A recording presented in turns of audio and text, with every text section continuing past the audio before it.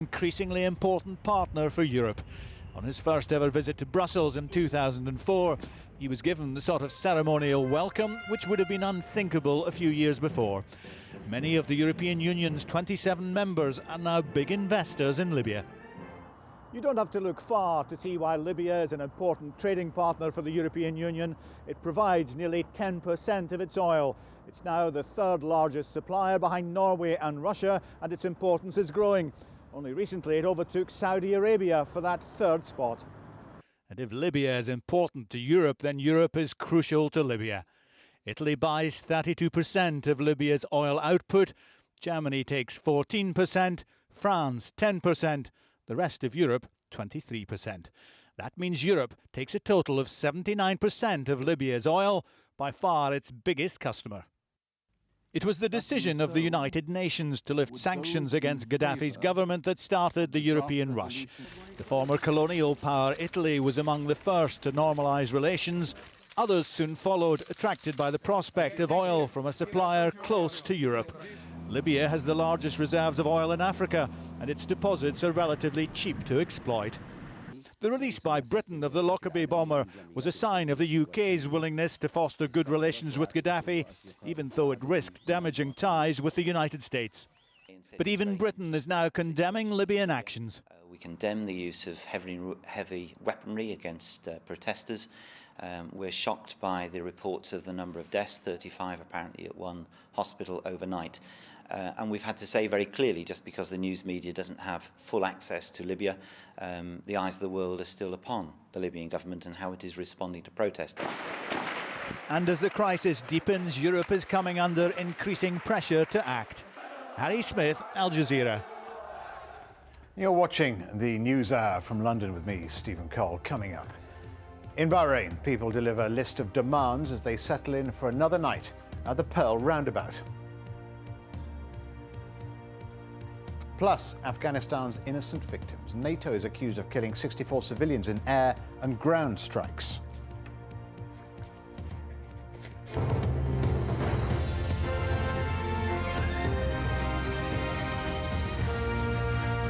Well, Libya is just one country caught up in this wave of unrest which has swept across the Middle East. As you can see here, the protests that began in Tunisia and Algeria before moving to Egypt have engulfed many countries in the region.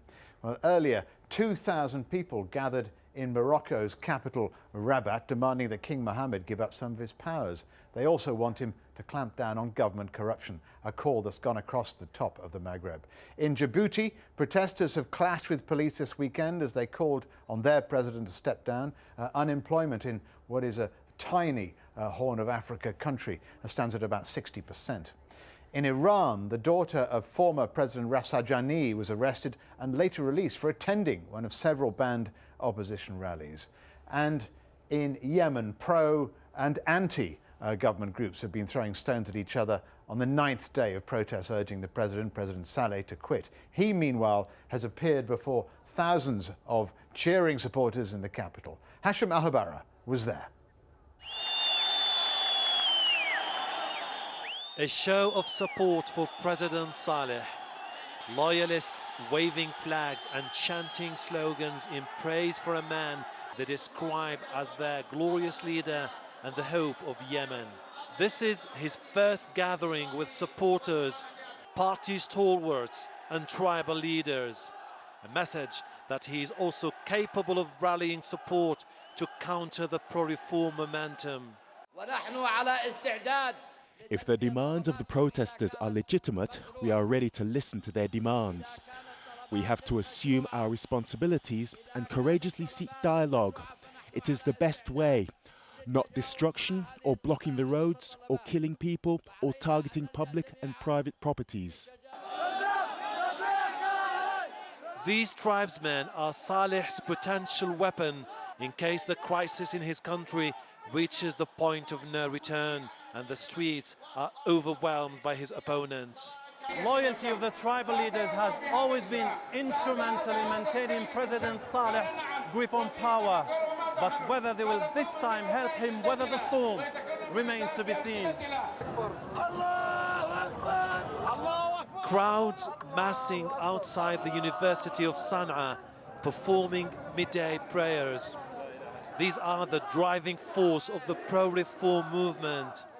Thousands of students spearheading calls for regime change. The demonstrators are planning to camp out here until their demands for radical reform are met. In other parts of the country, anti-government demonstrations are also continuing. Here in the city of Taiz, the atmosphere is electric. Thousands are converging on the main streets, calling for change. I'm afraid that there is the possibility of civil war if people do not act wisely. President Saleh is being invited by everyone, including the opposition, to lead that change and remain president. If that does not happen under his stewardship, it may happen without him. The seismic impact of the revolutions that swept Tunisia and Egypt are clearly felt in Yemen. A veteran leader clinging to power and a younger generation of reform activists determined to keep fighting for change. Hashim Al-Barra, AlJazeera, Sana'a. Let's move to Bahrain, and protesters there are starting to dig their heels in because they've set up camp in the capital, Manama. Hundreds of people spent the night in Pearl Square after the government ordered the military and the riot police to pull out of the area. James Bays reports from Manama. They are determined to make this a permanent place of protest. A day after the army and police withdrew, the area around Pearl Roundabout has become a tented city with free food, water and electricity.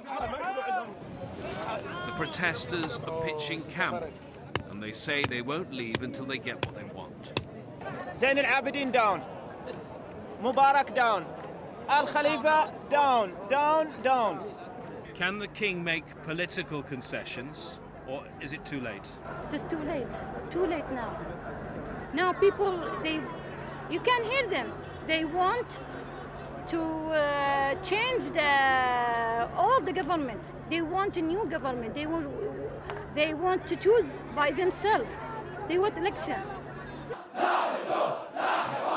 The Bahrain government says it's opening a dialogue with the people. But one opposition politician visiting the roundabout was told very clearly he should not enter into any negotiations. A politician who talks to the royal family, he was told, has the blood of those who died on his hands. As you see, the changes here are dramatic changes. You cannot expect what will happen. Of course, the initiatives from the youth here will not stop. There seems to be a disconnect between the opposition politicians and the views of these people. They say they don't want this government at all, and many say they want the king to leave the country. James Bays, AlJazeera, Bahrain.